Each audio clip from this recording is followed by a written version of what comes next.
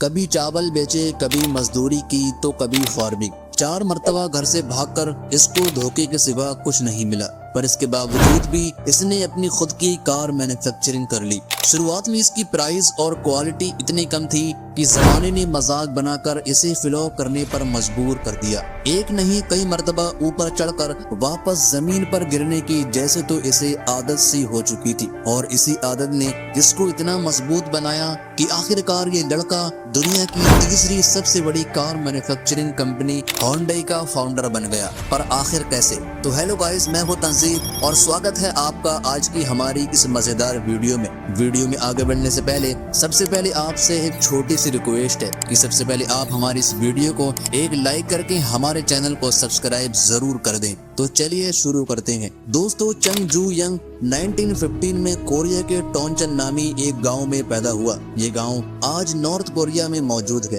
اس وقت پورا کوریا ایک ہی ملک ہوا کرتا تھا جس پر جاپان راج کرتا تھا۔ چنگ اپنے 7 بہن بھائیوں میں سب سے بڑا تھا اور غربت کی وجہ سے پوری فیملی کھیتوں میں کام کرتی تھی۔ صرف 14 سال کی عمر میں چنگ کو غربت کی وجہ سے اسکول چھوڑنا پڑا اور وہ کھیتوں میں اپنے ماں باپ کے ساتھ کام کروانے لگا۔ وہ پورا دن کھیتوں میں کام کرتا لیکن پیسے اتنے ہی کما پاتا کہ کام کرنے کے باوجود بھی کئی دن اسے بھوکا سونا پڑتا تھا۔ اس سچویشن نے اس کو سوچنے پر مجبور کر دیا کیا وہ ساری زندگی اسی حالت میں گزارے گا۔ وہ اپنی زندگی سے فیڈ اپ ہو چکا تھا اور الٹیمیٹلی وہ گھر سے بھاگ کر 100 کلومیٹر دور کوان سٹی میں چلا گیا۔ وہاں جا کر اس نے کنسٹرکشن ورکرز کے ساتھ مزدوری شروع کر دی۔ وہ محنت بہت کرتا تھا لیکن پیسے کم کماتا تھا، پر اس سچویشن میں بھی وہ بہت خوش تھا کیونکہ ایک تو جو وہ پیسے کماتا تھا وہ صرف اکیلا خرچ کرتا تھا، اور دوسرا یہ کہ وہ اب آزاد ہو چکا تھا۔ لیکن یہ آزادی صرف 2 مہینے ہی چل سکی۔ اس کے ماں باپ جو اس کو تلاش کر رہے تھے اوان آ پہنچے اور اسے ڈھونڈ کر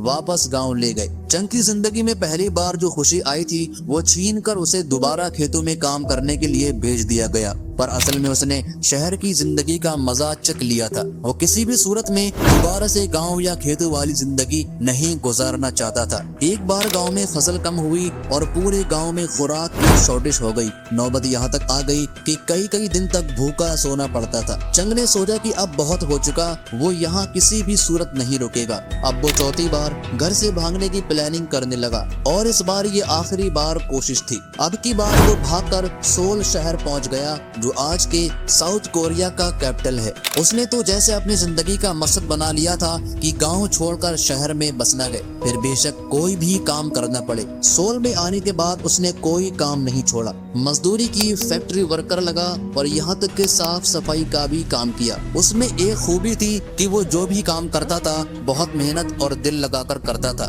کچھ عرصے بعد اس کو ایک چاول کی شاپ پر ڈیلیوری کرنے کی جاب ملی۔ وہ اب لوگوں کے گھروں میں سائیکل پر بیٹھ کر ڈیلیوری کرنے لگا۔ اس کی وجہ سے دکان کی سیل کافی بڑھ گئی اور دکان کے مالک نے خوش ہو کر چنگ کو دکان کا مینیجر بنا دیا۔ یہ اس کی پہلی جاب تھی جس میں اسے کسی بھی قسم کی مزدوری نہیں کرنی پڑی، اور دیکھتے ہی دیکھتے اس نے دکان کی سیل کو کافی بڑھا دیا۔ اسی بیچ دکان مالک بیمار ہو گیا اور وہ دکان چلانے کے قابل نہیں رہا، لہٰذا اس نے تھوڑی سی قیمت میں چنگ کو اپنی دکان بیچ دی۔ کھیتوں میں کام کرنے والا 4 بار گھر سے بھاگا ہوا لڑکا صرف 22 سال کی ایج میں ہی اپنی دکان کا مالک بن گیا۔ اس نے اپنے شاپ پر خوب محنت کی اور کچھ ہی عرصے میں اس کی چاول کے شاپ علاقے کی سب سے بہترین دکان سمجھی جانے لگی۔ وہ بہت خوش تھا، لیکن اسی دوران ایک واقعہ ہوا اور اس کی چھوٹی سی یہ خوشی واپس غم میں بدلنے والی۔ 7 جولائی 1937 کو جاپان کے ایک سپاہی مارکو پولو برج کے قریب کہیں غائب ہو گیا اور اس کو ڈھونڈنے کے لیے جاپنیز سولجرز نے چائنا میں اس کو ڈھونڈنے کی پرمیشن مانگی، لیکن جب چائنا نے اس کو پرمیشن دینے سے انکار کر دیا تو دونوں میں جھڑپ شروع ہو گئی، جس کو اتہاس میں سیکنڈ سائنو جاپنیز وار کہا جاتا ہے۔ چھوٹی سی بات پر چلنے والی یہ جنگ اگلی 8 سالوں تک لگاتار چلتی رہی اور اس کے چلتے جاپان اور کوریا میں چاول کی شدید شارٹیج ہو گئی۔ اب کیونکہ کوریا میں بھی اس وقت جاپنیز آرمی کا ہی قبضہ تھا، اسی وجہ سے جاپنیز سرکار نے پورے جاپان اور کوریا میں چاول کی شاپس کو اپنے قبضے میں لے لیا۔ تاکہ شارٹیج کو پورا کیا جا سکے۔ ان دکانوں میں چنگ کا رائس اسٹور بھی شامل تھا اور اب وہ ایک بار پھر سے بے روزگار ہو گیا۔ اس کی 2 سالوں کی محنت، اس کی جمع پونجی، سب کچھ زیرو سے ملٹی پلائی ہو گیا۔ پر چنگ نے ہار نہیں مانی۔ اس نے اب کوئی ایسا کام تلاش کرنا شروع کر دیا جس پر جاپانیز آرمی قبضہ نہ کر پائے۔ اس نے کافی سارے آئیڈیاز شارٹ لسٹ کیے اور اس نے ایک کار میکینک ورک شاپ کھولنے کا ارادہ کیا۔ پر مسئلہ یہ تھا کہ اب چنگ کے پاس یہ کام اسٹارٹ کرنے کے لیے تھوڑے سے بھی پیسے نہیں تھے۔ اس نے 3000 وون کا لون لیا اور ایڈو سروس گیراج کے نام سے ایک نیا بزنس شروع کر دیا۔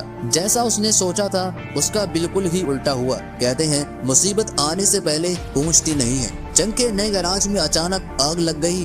گیراج تو گیراج، اس میں کھڑی ساری گاڑیوں کو بھی آگ نے اپنے لپیٹ میں لے لیا اور سارے نقصان کا ذمہ چنگ کے اوپر آ گیا۔ چنگ اس بار بڑی مشکل میں پھنس چکا تھا۔ 3000 وون کا لون اور کسٹمرز کا نقصان دونوں اس کو بھرنا تھا۔